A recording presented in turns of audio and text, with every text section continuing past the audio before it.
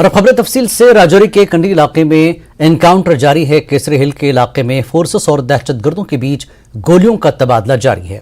इलाके में मुहासरा और तलाशी के दौरान यह एनकाउंटर शुरू हुआ है। फिलहाल मीडिया वालों को एनकाउंटर के मकाम पर जाने की इजाजत नहीं दी जा रही है।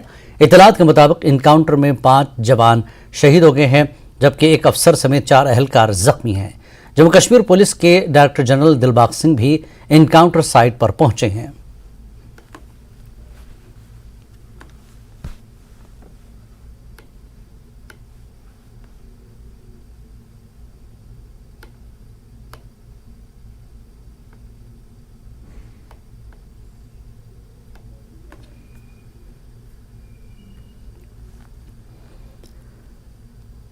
राजौरी के कंडी इलाका है जहां पर यह एनकाउंटर जारी है। आपको बता दें केसरी हिल है इलाका जहां पर फोर्सेस और दहशतगर्दों के बीच गोलियों का तबादला जारी है। और आपको बता दें फोर्सेस ने इलाके में मुहासरा कर लिया और तलाशी के दौरान एनकाउंटर शुरू हुआ। वहां पर फिलहाल मीडिया नुमाइंदों को जाने की इजाज़त नहीं दी जा रही है क्योंकि एनकाउंटर अभी जारी है। इतलात के मुताबिक एनकाउंटर में 5 जवान शहीद हुए हैं, जबकि एक अफसर समेत 4 अहलकार जख्मी भी हुए हैं। और इस वक्त मौके पर जम्मू कश्मीर के director general of police Dilbagh Singh DGP encounter site पर पहुंचे हैं।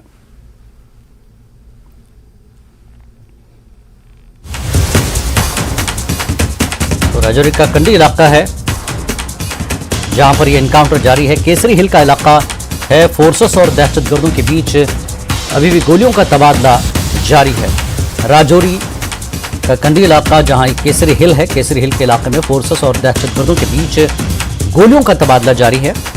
और इलाके को मुहासरा करके तलाशी के दौरान ये एनकाउंटर शुरू हुआ है। फोर्सेस ने इलाके का मुहासरा किया और तलाशी कार्रवाई कर रहे थे कि एनकाउंटर शुरू हुआ है। इस वक्त हमारे नुमाइंदे राजन हमारे साथ जुड़ चुके हैं। राजन, इस वक्त क्या अपडेट दे रहे हैं आप इस एनकाउंटर को लेकर जो केसरी हिल के इलाके में फोर्सेस और दहशतगर्दों के बीच गोलियों की तबादला भी जारी है? राजन जी जिलानी, मैं आपको बता दूं कि मैं अभी मैं कंडी इलाके में मौजूद हूं जहां पे अब कुछ ही दूर पे यहां पे इनकाउंटर चल रहा है। मैं आपको बता दूं कि 5 जो हैं अब तक जवान शहीद हो चुके हैं और उसके साथ सुबह जो है 2 जवान शहीद हुए थे, जिसके बाद 4 जवान जख्मी थे। लेकिन उनमें से भी जो 3 जवान हैं वो जख्मों का ताव नहीं सहते हुए वो शहीद हो गए हैं। आप देख सकते हैं कि पैरामिलिट्री फोर्सेस, सेना के जवान, पुलिस के जवान सब यहाँ पे लगे हुए हैं। जो अब आप सामने का इलाका मैं दिखाना चाहूंगा कि विजय बंटी से कहूंगा कि आपको सामने का इलाका दिखाएं जहां पे इस वक्त भी इनकाउंटर चल रहा है और मौके पे जो है हमारी सेना के जवान लगे हुए हैं कि जल्द से जल्द जो आतंकवादी छुपे हुए हैं उनका सफाया किया जाए। मैं आपको बता दूं जिलानी के सुबह जो है एक स्पेसिफिक इनपुट आया था जिसके चलते ये पता चला था कि कुछ 4 से 5 आतंकवादी यहां कंडी इलाके में छुपे हुए हैं, जिसके बाद यहां पे तलाशी अभियान चलाया गया। जिसके बाद जब आतंकवादियों को ये लगा कि अब वो सिक्योरिटी फोर्सेस से घिर चुके हैं तो उन्होंने गोलियां चलाई और एक विस्फोट किया वहां पे।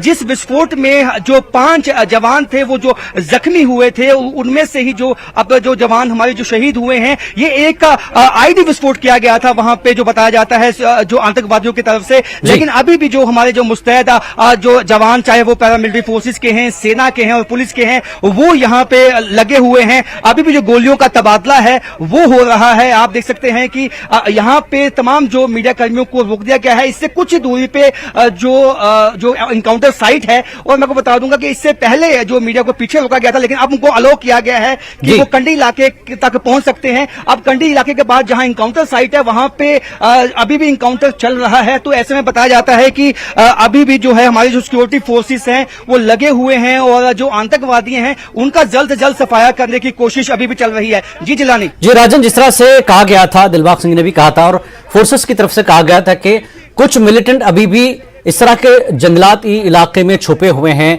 उनको बहुत जल्द ढेर किया जाएगा। लगता है वो उसी मकसद के तहत आज इलाके को मुहासरे में लिया गया, तलाशी कार्रवाई के तहत, जैसा कि आपने भी बताया इनपुट मिले थे। तो 5 से 4 दहशतगर्द, लेकिन बताया था कि 8 से 10 दहशतगर्द हो सकते हैं। तो क्या ये वही इलाका है जहां पर दहशतगर्द अपनी पनाहगाह बनाए हुए हैं, जिसकी तलाश में एनकाउंटर शुरू हुआ है तलाशी के दौरान? बिल्कुल जिलानी, मैं आपको बता दूं कि जो इलाका है ये काफी घना जंगल वाला इलाका है और हमने पहले भी देखा जब सेना के जवानों पे हमला किया गया था, उनके ट्रक को एम्बुश लगा के जो है उनको अटैक किया गया था, उसके बाद यहाँ इस जंगल में ही वो आके छिप जाते थे। लेकिन अब सिक्योरिटी फोर्सेस ने तब से ही तलाशी अभियान चलाया हुआ था और कोशिश ये थी कि इन्हीं जंगलों से उनको ढूंढ निकाल के उनका सफाया किया जाए। और इसी के चलते काफी दिनों से जो तलाशी अभियान चलता आया है, उसी के चलते जो कांटेक्ट हुआ आतंकवादियों के साथ, और यह बताया जाता है कि जैसे आपने कहा 8 से 9 आतंकवादी हैं, ये 2 टुकड़ियों में बटे हुए हैं जिलानी, जो कि एक एम्बुश लगा के हमला करते हैं। और जो बताया गया है कि जिस तरह से पुंछ हमला हुआ था और उसके बाद से ही ये साफ हो गया था कि जो ये आतंकवादी हैं ये इसी टेरेन में, क्योंकि ये बीजी से साथ सटा हुआ, जो जितने भी ये पहाड़ी इलाका है ये आपस में जुड़ा हुआ है और यहाँ इन इलाकों में हो सकते हैं। इससे पहले डांगई में जब अटैक हुआ था, क्योंकि हम जब यहाँ पे आए हैं, ये बुद्धल की तरफ जो इलाका जाता है तो डांगई से होके ही आए हैं, तो ये आप समझ सकते हैं कि शायद ये वही आतंकवादी गुट हो सकता है जिन्होंने डांगई में उस घटना को अंजाम दिया था जिसमें 7 सिविलियंस की जो है वो हत्या हो गई थी। उसके बाद से ही ये इलाका जो है इसमें गहन जो छानबीन थी वो सिक्योरिटी फोर्सेस की तरफ से चलाई जा रही थी। और आज सुबह जो है हालांकि कामयाबी मिली, सिक्योरिटी फोर्सेस को कांटेक्ट हो गया, आतंकवादियों के साथ इनकाउंटर भी शुरू हुआ, लेकिन जैसा कि सूत्रों के हवाले से खबर है कि आतंकवादियों की तरफ से एक विस्फोट किया गया जिसमें जो जवान हैं वो जख्मी हो गए थे। उसके बाद अब जो है एहतियातन इस ऑपरेशन को आगे बढ़ाया गया है और जो आतंकवादियों की लोकेशन है उसको ट्रेस कर लिया गया है और जल्द ही जो आतंकवादी हैं उनका सफाया कर लिया जाएगा। अब वापस जो है रिवाइव करने की कोशिश है जिलानी यहाँ आतंकवादियों को, और जो ये भी निकल के सामने आया जिलानी के जो लोकल OGWs थे उनकी भी मदद इसमें ली गई है, चाहे वो हथियार लाने में ली गई है, असला हथियार लाने में की गई है, चाहे वो यहाँ की रैकी की जो है वो उनसे इंफॉर्मेशन ली गई है। तो तमाम इंफॉर्मेशन जो है वो यहाँ के OGW से ली गई है, क्योंकि जो हमने इस इलाके को देखा है ये काफी चैलेंजिंग है जिलानी, ये बहुत ही सख्त टेरेन है। जो इलाका है वो इतना घना जंगल वाला इलाका है जहां पे लोकल सपोर्ट के बिना आतंकवादी, अगर ये फॉरेन आतंकवादी हैं, ये बिना मदद के इस इलाके में नहीं चल सकते हैं। तो ये तो साफ हो जाता है, चाहे डर के चलते कुछ लोकल जो है लोगों ने इनकी मदद की है जिसके चलते ये यहाँ पहुंच पाने में कामयाब हो गए। और आसपास नीचे जो आबादी भी है जिलानी वो एकदम साथ में नहीं है, यानी क्लस्टर्स में नहीं है। अगर यदि 2-3 मकान एक जगह पे हैं तो पहाड़ी के दूसरी साइड 2-3 मकान हैं। तो आप देख सकते हैं कि आतंकवादियों ने रैकी की होगी इस इलाके की, उनको पता था कि यहाँ पे ज्यादा मूवमेंट नहीं रहती है सेना की, जवानों की, तो लेकिन जिस तरह से तलाशी अभियान चलाया गया था उसके चलते जो है यहाँ उनसे कांटेक्ट हुआ और इनपुट भी सिक्योरिटी फोर्सेस के पास थे, लीड्स थी, क्योंकि कई OGW जब पकड़े गए तो उनसे कई लीड्स ली गई थी कि आतंकवादियों कौन सा रूट जो है वो इस्तेमाल करते हैं। और अभी भी जो जैसे 8 से 9 आतंकवादी यहाँ एक्टिव हैं और गुट बना के यहाँ पे अटैक कर रहे हैं, लेकिन आज उनसे कांटेक्ट हो गया है और इलाके को, इस तमाम इलाके को हालांकि कॉर्डन ऑफ करना काफी चैलेंजिंग है, मुश्किल है यहाँ के जंगल को देखते हुए, लेकिन फिर भी जो अभी हमने देखा है कि कई जो सेना के ट्रक्स हैं, सेना की कॉन्वॉयस हैं, वो इसी रास्ते से आगे गई हैं और कोशिश यही है कि चाहे कितना भी समय लगे तो आतंकवादियों का जल्द सफाया किया जाए। आप देख सकते हैं कि अभी भी जो मूवमेंट है यहाँ पे सिक्योरिटी फोर्सेस की वो बढ़ गई है। इस तरह से लगता है कि कोई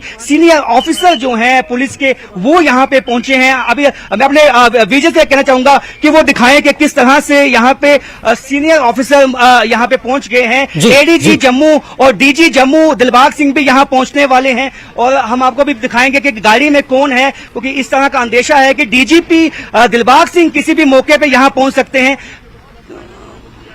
लगातार अफसर्स नजर आ रहे हैं, बड़ी तादाद में यहाँ पर फोर्सेस की तादाद बढ़ रही है और दिलबाग सिंह भी जैसा कि बताया गया कि वो साइट पर पहुंचे हैं। तो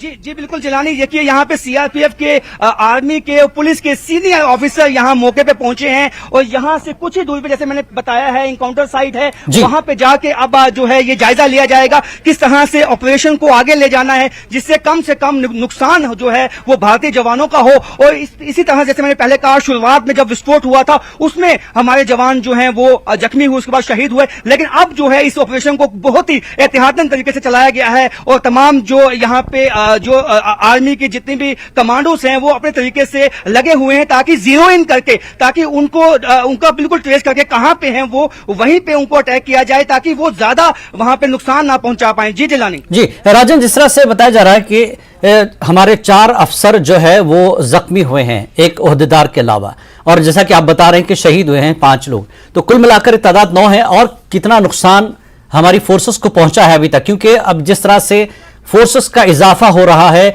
और बड़े अफसर वहां पहुंच रहे हैं और किसी हाल वो आज इस मामले को खत्म करेंगे, जैसा कि आपने बताया कि सटीक निशाना लगाया जाए, कम नुकसान के तहत उनको वहीं ढेर किया जाए। तो कौन कौन सी फोर्सेस इसमें शामिल है?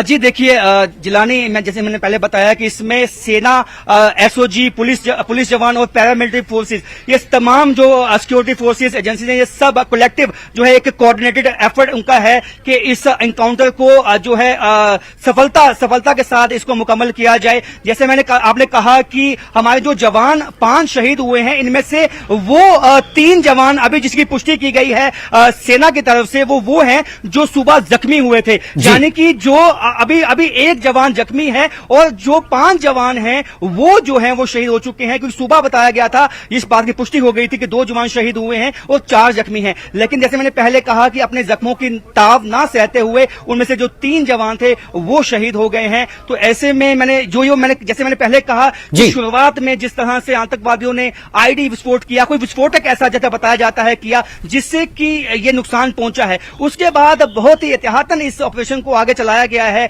और बताया ऐसा जाता है कि काफी नजदीक पहुंच गए हैं हमारे सेना के जवान उन आतंकवादियों को, और कभी भी जो है उनका सफाया हो सकता है। जी, आप इस पूरे मामले पर नजर बनाए रखें राजन वैद, हम आपसे फिर राब्ता करेंगे तफसीलात के लिए। नाजरीन, जैसा कि राजन वैद बिल्कुल ग्राउंड रिपोर्ट पर हैं और फोर्सेस का इजाफा करते हुए मिलिटेंट्स को उसी मकाम पर घेरते हुए ढेर करने की एक फोर्सेस की कोशिश है। बड़ी तादाद में फोर्सेस वहां पहुंची और दिलबाग सिंह भी अब से कुछ ही देर में वहां पहुंच सकते हैं और कई अफसर लगातार उस मकाम पर पहुंच रहे हैं। केसरी हिल है इलाका है जहां पर फोर्सेस ने यहां पर गोलियों का तबादला अभी जारी है। इलाके को मुहासरे में लेकर तलाशी कार्रवाई सुबह से की जा रही थी, जिस दौरान यह फायरिंग हुई जिसमें हमारे 5 जवान जो है शहीद हुए हैं। जम्मू कश्मीर में सरकारी इंतजामिया दहशतगर्दों के हमदर्दों और एलओसी के पार बैठे उनके हैंडलर्स को सख्त पैगाम दे रही है। अपनी नौयत के पहले वाक़े में टीचर से टेररिस्ट बनने वाले एक शख्स का मकान जमीन बोझ कर दिया गया। उससे दहशतगर्दी के तई जीरो टॉलरेंस वाली हुकूमत की पॉलिसी और सरकारी इंतजामिया का अज़्म मुसम्मम नुमाया हुआ है। बार काउंसिल तहसील के महूर गांव में खसरा नंबर 602/457/1 जमीन पर पुलिस ने कार्रवाई अंजाम दी है। इस दौरान मकामी लोग और आज़ाद गवाहान मौजूद रहे। मुजरिम ने सरकारी जमीन पर कब्जा जमाकर उस पर अपना ढांचा बना रखा था। पुलिस ने और आप शेख के धमाकों के मुलविस होने के शवाहिद साबित कर दिए हैं, जिसके बाद हुकूमत ने मुजरिम को टीचर की मुलाजिमत से बरतरफ कर दिया। मुजरिम कटरा, नरवाल और कदमल में हुए धमाकों में मुलविस था। कटरा पुलिस स्टेशन में UAPA के तहत उसके खिलाफ FIR दर्ज है। जम्मू में भी असलहा से मुतल्लिक सख्त कानून के तहत उसके खिलाफ केस दर्ज है। कटरा के कदमल में और आप शेख बस में हुए जिस धमाके में मुलविस था उसमें 5 लोग हलाक हो गए थे और 28 जख्मी हुए थे। पुलिस ने इन केसों में कामयाबी से साजिश का पर्दाफाश किया और पाकिस्तान नवाज दहशतगर्दों की सरकोबी में कोई कसर नहीं छोड़ी है। और इस पूरे मामले पर बात करते हैं, हमारे नुमाइंदे करण हमारे साथ जुड़ चुके हैं। करण, जिस तरह से सरकार ने एक पैगाम दिया है कि अगर आप दहशतगर्दी का साथ देंगे तो आपके साथ ये अंजाम होगा आपका, क्या कुछ इस बारे में अपडेट है? जिस टीचर के बारे में बताया जा रहा है, जो लोग छुपकर इस तरह की कार्रवाइयां करते हैं, दहशतगर्दों का साथ देते हैं, उसके लिए सरकार का क्या पैगाम है? और बिल्कुल जलानी, अगर आतंकियों की अगर बात करें जो जम्मू कश्मीर में इस समय लगातार नुकसान पहुंचाने की कोशिश में है, तो उनकी कहीं ना कहीं कमर इस समय तोड़ी जा रही है। जम्मू का ये रियासी इलाका है, रियासी का ये बंसल गांव है, जहां पर आरूफ शेख नामक आतंकी, जो कड़माल में आतंकी हमला हुआ था जिसमें 4 से 5 लोगों की मौत हुई थी। 5 लोगों की मौत के साथ साथ 28 लोग घायल भी हुए थे। और नरवाल में जो स्टिकी ID ब्लास्ट जो किया गया था उसमें भी कहीं ना कहीं इसका हाथ था।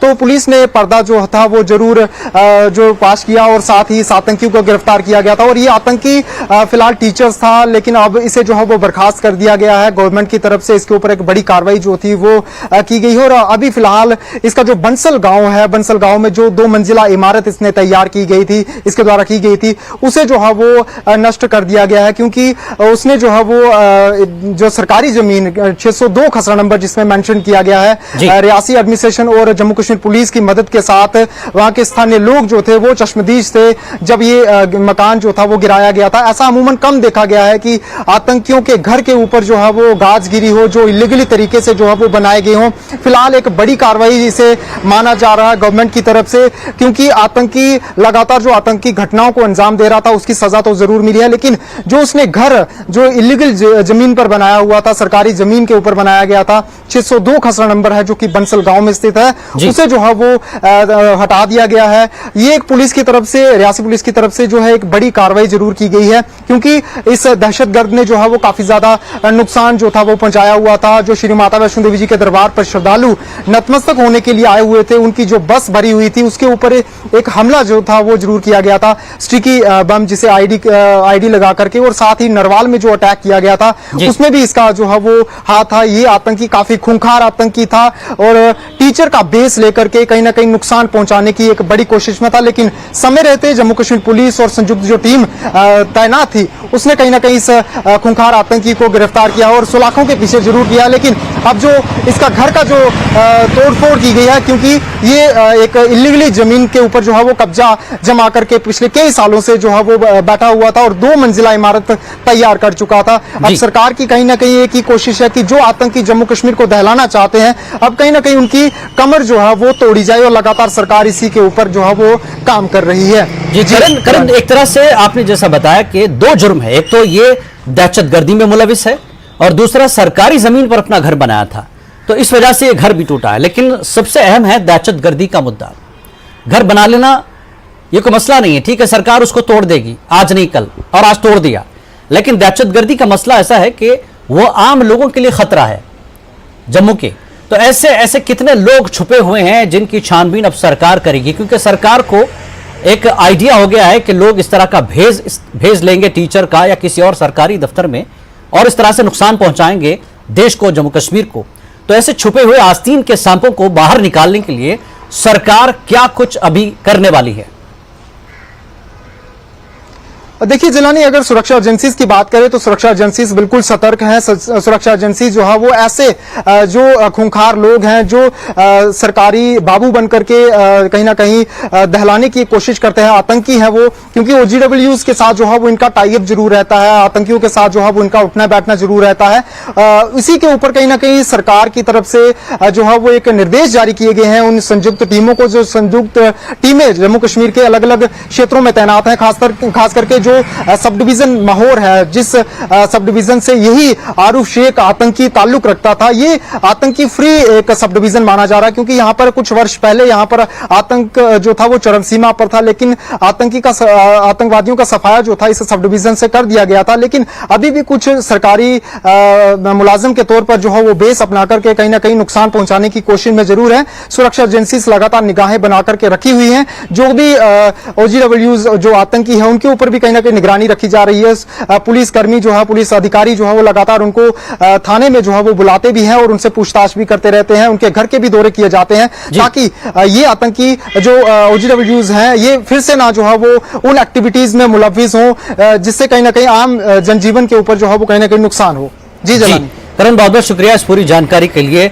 बहरहाल एक मुजरिम को ठिकाने लगाया गया है, सलाखों के पीछे डाला गया है। एक तो उसके 2 जुर्म है, एक सरकारी जमीन पर अपना घर और दहशतगर्दी के मामलों में वो मुलविस था, धमाकों में मुलविस था, जिसको आज अंजाम तक पहुंचाया गया है। सरकार का सरकारी भेष में दहशतगर्दी करने वालों के लिए एक सख्त पैगाम है।